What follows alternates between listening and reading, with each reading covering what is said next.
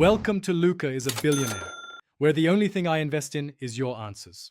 You start by making the machine ready. Connect the 24V supply, verify battery is at least 80%, and power on the XRM 110. Once the boot sequence finishes, open the controller app and confirm firmware V1. 10 is active. This matters because command sets change with versions. Calibrate IMU and wheel encoders now, and enable COM port 1 for telemetry. Don't wait, run a quick sensor sanity check so you can proceed to motion setup without surprises.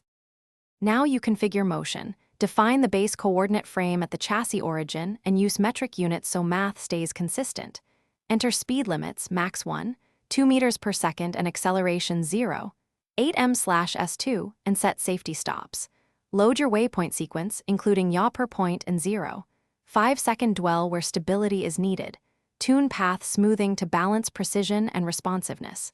As you test each segment, watch encoder feedback, and close the control loop gains to prevent oscillation while maintaining. Execute the mission in supervised mode so you can intervene immediately.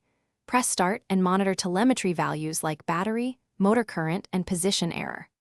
Once done with the run, save logs to SD and push a copy to the cloud for analysis, then perform a post-run integrity check on sensors and drivetrain.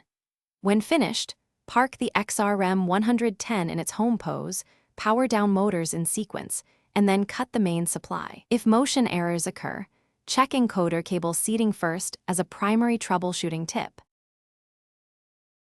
Thanks for watching and please subscribe. It's the best investment you'll ever make.